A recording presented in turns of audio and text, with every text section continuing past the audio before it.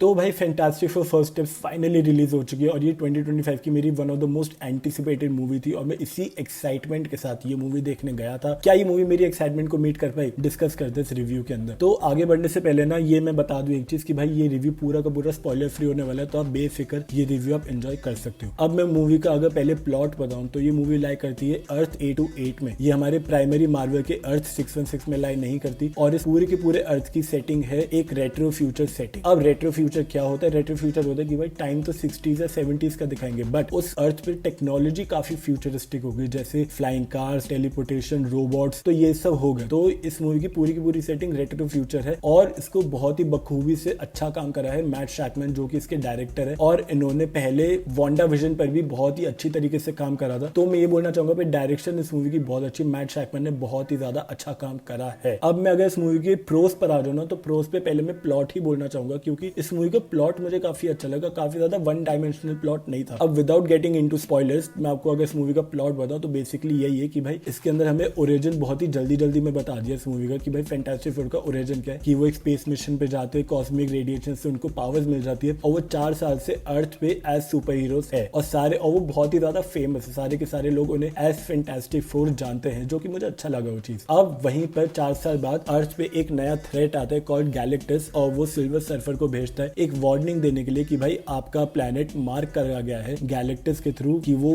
डिवॉर करना चाहता है आपके प्लैनेट को। Your planet is now marked for death. तो वहीं से फैंटास्टिक फोर अपनी पूरी की पूरी प्लानिंग बिठा दे, पूरी की पूरी अपनी फील्डिंग बिठा दे कि भाई हम गैलेक्टस को कैसे रोके और अपने सारे के सारे लोगों को कैसे बचाए। अब अगर आप इसके मार्केटिंग मटेरियल से थोड़ा सा भी बच के रह पाए ना, तो आपको इस मूवी के जो मेजर प्लॉट पॉइंट है उससे आप बच जाओगे। लेकिन इस मूवी की मार्केटिंग इतनी पैथेटिक थी ना कि भाई उन्होंने क्लाइमैक्स के अलावा ना सब चीज रिवील कर दी। तो आई वुड रेकमेंड कि भाई इस मूवी के मार्केटिंग मटेरियल यानी ट्रेलर और टीजर से, टीवी स्पॉट से बच के रहो, क्योंकि उसके अंदर मेजर प्लॉट पॉइंट्स रिवील कर दिए गए हैं। तो ये बेसिक प्लॉट पॉइंट है। और जैसे मैं प्लॉट बता रहा हूँ ना, उसके साथ ये मत सोचना कि भाई काफी वन डायमेंशनल और इसके अंदर कुछ भी डेप्थ नहीं है। इस मूवी के अंदर काफी ज्यादा डेप्थ है और काफी ज्यादा सीक्रेट्स भी लाइक करते हैं कि भाई गैलेक्टस असली में खाना क्यों चाहता है प्लेनेट को। तो वो देखना काफी ज्यादा इंटरेस्टिंग था। तो भाई मुझे इस मूवी का प्लॉट अच्छा लगा। एक और जो मुझे इस मूवी की चीज अच्छी लगी वो थी भाई इसकी कास्टिंग। वेनेसा कर्बी एज सू स्टॉर्म, इनविजिबल वुमेन, उन्होंने बहुत ही अच्छा काम करा। एक काइंड ऑफ ये टीम की है ना ग्लू होती है, ये टीम को बांधे रखती है। उन्होंने काफी अच्छा मेजर प्लॉट पॉइंट था। और जो इसके ऊपर रूमर्स फैले रहे थे ना कि भाई ये मूवी गर्ल बॉस की तरह होने वाली, इसके अंदर इनविजिबल वुमेन लीड करेगी फैंटास्टिक फोर को, ऐसा कुछ भी नहीं था। वो सब एक रूमर्स थे। इसके अंदर मिस्टर फैंटास्टिक ही लीडर था फैंटास्टिक फोर का और उन्होंने ही लीड करा। But Vanessa Kirby as Invisible Woman was very good. Pedro Pascal as Reed Richards was one of my favourites और उन्होंने बहुत ही अच्छा काम करा। इसके अंदर हमें रीड रिचर्ड्स के ना पावर से ज्यादा रीड रिचर्ड्स एज साइंटिस्ट पे ज्यादा फोकस करते हैं। उनकी पावर्स के सीन्स गिनती के 2 या 3 होंगे, विच इज वेरी कूल। लेकिन भाई Pedro Pascal as Reed Richards मुझे एकदम स्पॉट ऑन लगी, बहुत ही अच्छी मुझे उनकी कास्टिंग लगी। उन्होंने बहुत ही बढ़िया काम करा। Joseph Quinn as Human Torch was my third favourite. भाई इतना बढ़िया काम करा। आई थिंक उनको देख के लगा था भाई हाँ he is made for this role. इबॉन जो प्ले करते हैं एज बेन ग्रिम, जो कि द थिंग प्ले करते हैं, वो भाई उनकी आवाज इतनी जेंटल, इतना जेंटल कैरेक्टर प्ले करा है उन्होंने। मुझे उनका टेक फॉर द थिंग बहुत ही ज्यादा अच्छा लगा। Julia Garner as Silver Surfer में पहले ना बहुत ही ज्यादा स्केप्टिकल था कि भाई इन्होंने क्यों फीमेल सिल्वर सर्फर दिखा दिया। ठीक है, माना कि भाई बहुत ही कम एक ऑल्टरनेट टाइमलाइन में कॉमिक बुक में था फीमेल सिल्वर सर्फर, तो क्यों दिखाया। बट इस मूवी के अंदर जूलिया गार्नर ने जैसी एक्टिंग करी, आई वाज सोल्ड कि हाँ भाई उनका सिल्वर सर्फर का पोर्ट्रेयल मुझे बहुत अच्छा लगा। लेकिन जो मेरे लिए शाइनिंग पॉइंट था, जो मेरे लिए बेस्ट पॉइंट था इस मूवी की पूरी कास्टिंग में, वो था भाई रैल्फ नेसन एज गैलेक्टस। भाई जब Ralph Ineson as Galactus big screen पे आए, उनकी दहशत फील हुई है, क्योंकि गैलेक्टस को पोर्ट्रे करना on the big screen is very difficult. क्योंकि ऐसे लार्जर देन लाइफ को, ऐसे कॉस्मिक बीइंग को रिप्रेजेंट करना कॉमिक बुक्स में ज्यादा सिंपल है रादर देन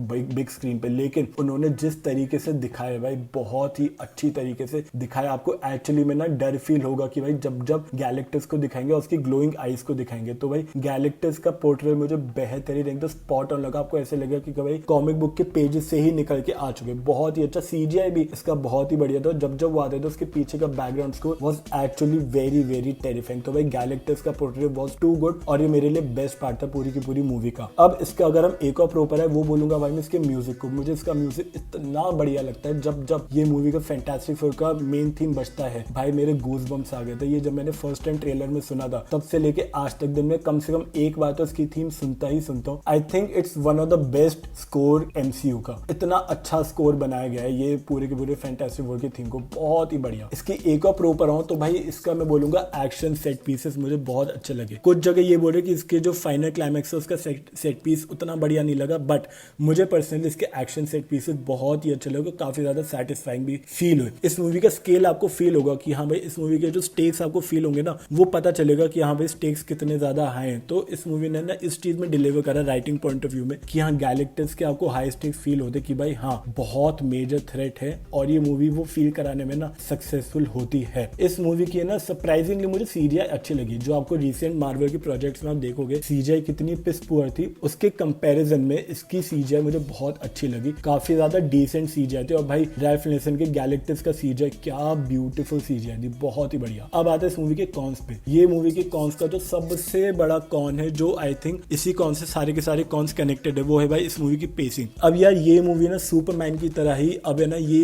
एक सैड रियलिटी में हम रह रहे कि आगे की जितनी भी जो बड़ी बजट की मूवी होगी ना वो जेनजी ऑडियंस के लिए ही बनेगी, यानी लो अटेंशन स्पैन ऑडियंस के लिए ही बनेगी। ये मूवी का रन लेंथ 1 hour 55 मिनट्स है and I think it's too short, क्योंकि फैंटास्टिक फोर हम फर्स्ट टाइम देख रहे हैं and to build the characters को बिल्ड करने के लिए थोड़ा एक्स्ट्रा टाइम चाहिए और जो ये मूवी डिलीवर नहीं करती उसके अंदर पेसिंग इसकी बहुत ज्यादा फास्ट है। आपको ये मूवी सांस लेने का टाइम ही नहीं देती, ठहरने का टाइम ही नहीं देती। ये मूवी इतनी जल्दी भागती है, तो ये मूवी का ना सेटल इन होने का जो टाइम नहीं मिलती ना, ये मूवी का बहुत बड़ा कॉन होने वाला है, क्योंकि इसके अंदर कोई भी कैरेक्टर से कनेक्ट ही नहीं कर पाते, कोई भी हम कैरेक्टर के लिए बुरा फील कर ही नहीं पाते। तो भाई इसकी पेसिंग अगर थोड़ा सा भी 10-15 मिनट एक्स्ट्रा मिल जाते हैं ना इस मूवी को तो ये मूवी एकदम परफेक्ट हो जाती। बट इसकी पेसिंग इतनी ज्यादा फास्ट थी, इतनी छोटी मूवी थी कि आपको फील होगा कि भाई अभी तो चालू हुई थी और अभी खत्म हो गई। तो आई फील लाइक कि इस मूवी को 15 से 20 मिनट एक्स्ट्रा और मिलने चाहिए थे। एक और चीज जो मैं बोलना चाहूंगा वो बोलूंगा कि भाई ये मूवी देख के ना क्रिस्टोफर नोलन खून की उल्टी करेगा, क्योंकि भाई इसके अंदर जो साइंस स्टफ को मजाक बनाया गया है ना, मतलब मैं इसकी ज्यादा डिटेल्स में नहीं घुसना चाहूंगा, बट जब आप देखोगे ना तो आप समझ जाओगे मैं क्या बोलना चाह रहा हूँ। Okay I get it, science fiction है ये movie, but so was Interstellar. अब भाई उस इंटरस्टेलर ने इतना ज्यादा सीरियसली लिया अपने साइंस स्टफ को, ये थोड़ा सा तो सीरियसली ले लेते भाई। इसके अंदर जो मजाक बनाया गया है ना ब्लैक होल को लाइट स्पीड से ट्रैवल करने को, जो मजाक मतलब टाइम डायलेशन को तो भूल ही गए भाई। ठीक है दूसरा अर्थ है साइंस फिक्शन है भाई, लेकिन टाइम डायलेशन को थोड़ा तो याद रखो। खैर इसका साइंस स्टफ मुझे बहुत ही ज्यादा मीडियोकर लगा, मतलब मीडियोकर के साइंस स्टफ का मजाक बना रखा है। तो आप इस डिटेल में मत घुसना क्योंकि फिर आपको बहुत गुस्सा आएगा। एक जो चीज मुझे सबसे ज्यादा गुस्सा दिलाई वो था कि भाई ये मूवी है ना, अब सबको पता है कि यार डूम्सडे आने वाली है अगली मूवी, और डूम्सडे के लिए कुछ भी सेटअप नहीं है इस पूरे मार्वल यूनिवर्स में। तो ये मूवी का ना बहुत बड़ा रोल प्ले करती कि भाई हाँ डूम्सडे के लिए कुछ सेटअप कर पाए, और सबकी होप इसी मूवी से जुड़ी हुई थी कि हाँ डूम्सडे को सेटअप कर देगी मूवी। बट पूरी की पूरी मूवी में कुछ भी सेटअप नहीं है। इसके 2 पोस्ट क्रेडिट सीन्स है, एक मिड क्रेडिट और एक पोस्ट क्रेडिट। पोस्ट क्रेडिट पूरा फनी सीन है, कुछ भी उससे रिलेटेड नहीं है, but mid credit is a big scene. मतलब बिग सीन में बोलूंगा कि आगे को थोड़ा सा सेट करता है, but again that scene felt very underwhelming and almost fan made. जो आपको फैन मेड यूट्यूब पे देखोगे ना वैसा ही आपको फील होगा। मुझे मिड क्रेडिट सीन उतना अच्छा नहीं लगा। ठीक है मिड क्रेडिट सीन में जो हमें सबको एक्सपेक्टेड था वही था, बट और बेटर हो सकता था, थोड़ा और दिखा सकते हैं, क्योंकि अब डूम्सडे से पहले आई डोंट थिंक सो कोई मेजर मार्वल का प्रोजेक्ट आने वाला है और कुछ भी अब सेटअप नहीं है डूम्सडे के लिए, विच इज वेरी अंडरवेलमिंग और वेरी डिसअपॉइंटिंग। तो भाई मुझे पर्सनली मिड क्रेडिट सीन उतना लैंड नहीं हुआ, जो एक्सपेक्टेड था उससे भी कम ही था। तो do I recommend it? Yes I would definitely recommend it कि भाई ये मूवी देखने जाओ। फैंटास्टिक फोर फर्स्ट इज बहुत ही ज्यादा एंटरटेनिंग है, आपको मजा आएगा। रीसेंट मार्वल मूवी से बहुत अच्छी है। थंडरबोल्ट्स और फैंटास्टिक फोर फर्स्ट इज में बोलूंगा कि भाई kind of breath of fresh air है MCU में, तो आपको देखने जाओ, मजा आएगा। 3D में मत जाना, 2D में जा सकते हो, बहुत बढ़िया मूवी है। अगर आपने मूवी देख ली तो रिव्यू मुझे प्लीज कमेंट सेक्शन में बताना। तो yes till the next video, this was me from short talk signing off.